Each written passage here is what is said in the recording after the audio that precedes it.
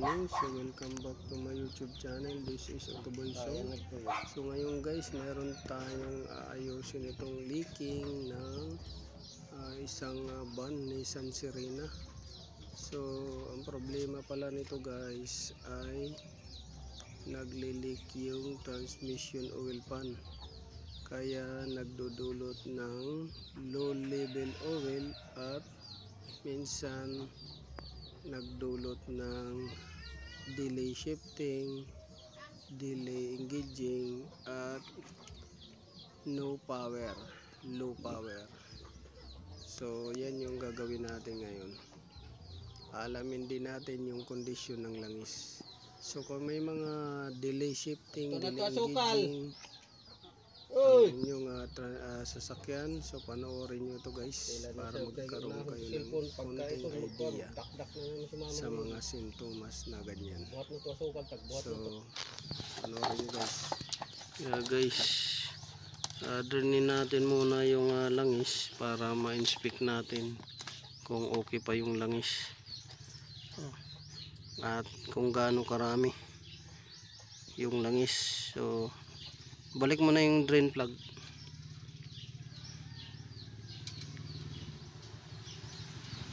So magre-repair tayo ngayon ng tagas.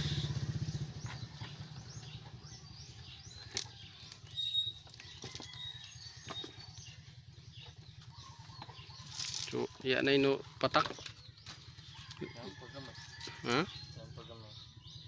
Daw pa? Inspect natin guys kung okay pa ba yung langis. So medyo iba na yung kulay. Amoy natin kung sunog. So medyo sunog siya.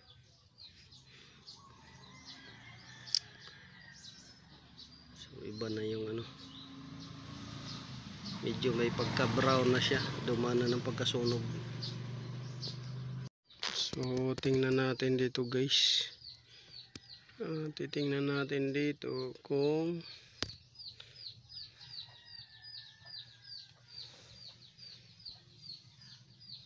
anong nangyari sa transmission level. So tingnan natin dito kung saan yung bakat nya.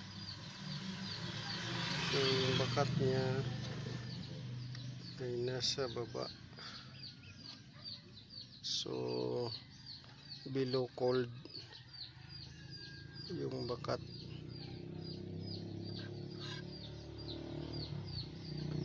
So may tagas nga siya, babawas siya. Yun yung ipipix natin. Tapos itong makina may tagas din to sa fuel. Yan. Yan sa fuel yan. Yan yung sa fuel na tagas. Ito kasi yung bomba yan. Yan yung bomba. So may tagas yan sa fuel.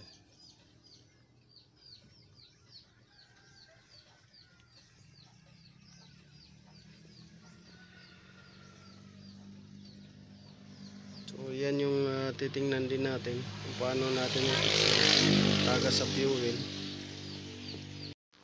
Tapos bukod sa tagas sa fuel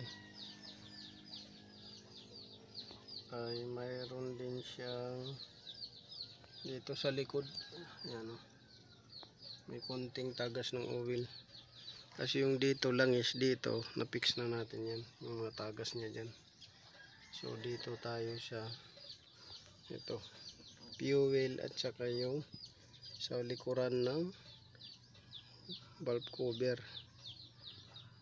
Yun yung ipipix natin. So ito dahil dito sa pump, yan dahil dyan sa cover na yan. So yan yung yung cover na yan. Tapos mayroon din dito sa front, sa baba sa may crankshaft.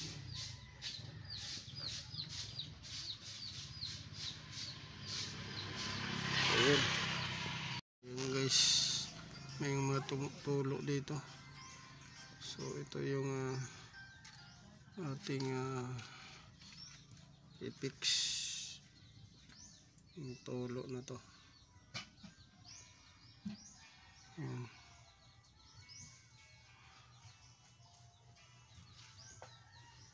So malaking trabaho to dahil yung tulo nito front and rear cover ng makina, pero mahina lang naman yung pero unahin natin ang transmission. Itong transmission unahin natin kasi medyo malakas-lakas yung tulo na niya.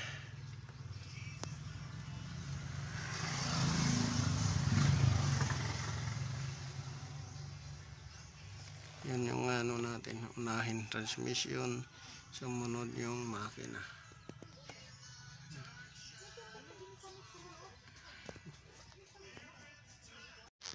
So ito guys yung na-recover natin doon sa transmission ng Nissan Sirena.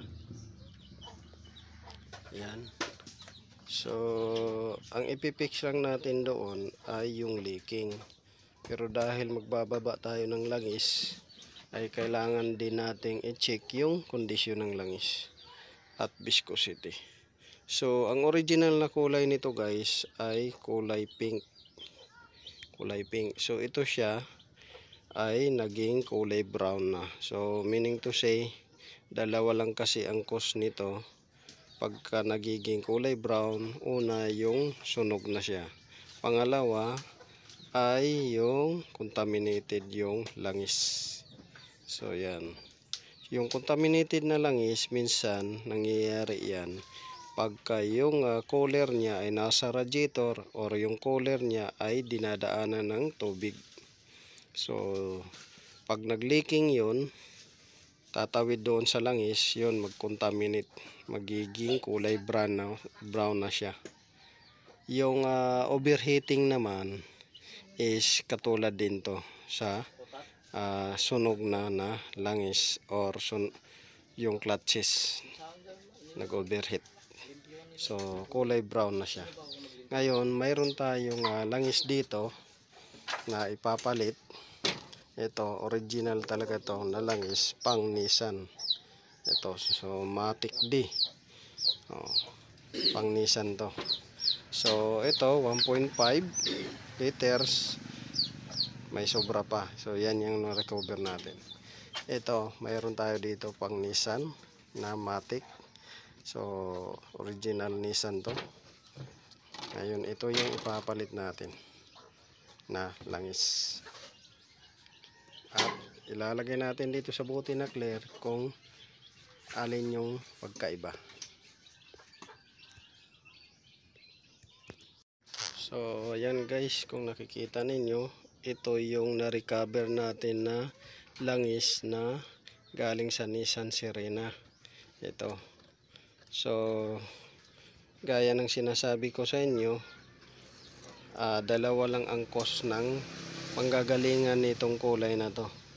Overheating, tapos contaminated, yon. Or sa overheating, yung sunog na clutches, or nasunog na langis, bumaba na yung viscosity niya. Tapos yung contaminated. So ang contaminated, minsan nanggagaling yan sa, gaya yung sinabi ko, sa oil cooler nito, sa radiator, or oil cooler block na tumawid yung tubig at nag-contaminate dito. Pangalawa sa contaminated ay yung nahaluan ng ibang langis na itiip. Yun, mag-iiba yung viscosity, mag-iiba yung performance, at mag-iiba yung kulay nito. So dalawa, contaminated at born parts or born oil. So ito na yung guys. So tingnan nyo yung pagkaiba nito. Tingnan nyo. Yan. Ito yung used oil ng automatic transmission. Kulay brown na. Halos kulay itim na. Ito yung fresh oil.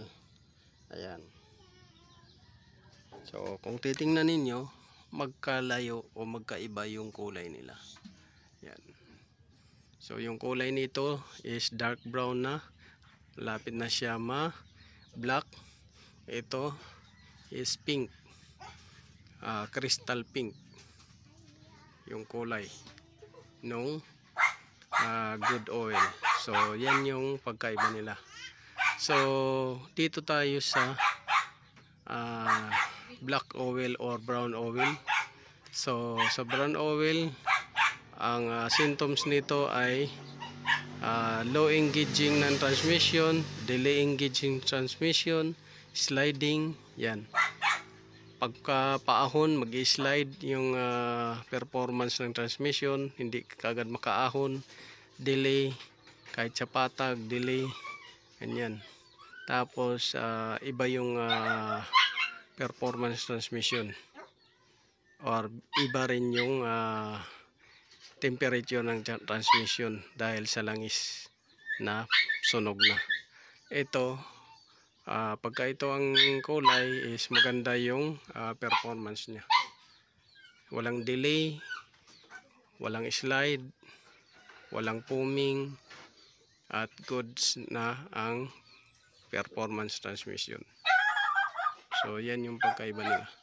So dapat check din natin kung halimbawa leaking lang ang pinipix natin, check din natin yung langis kung okay pa, para maisabay na sa pag-ayos. So yun lang guys, sana nakatulong to sa inyo. This is Autoboyson. Salamat sa panonood. God bless you all. So bago ko pala guys makalimutan na i-share sa inyo, kailangan kung ang specification ng transmission ninyo ay Nissan product, so kailangan Nissan product yung i-apply ninyo, kagaya niya, no? Nissan,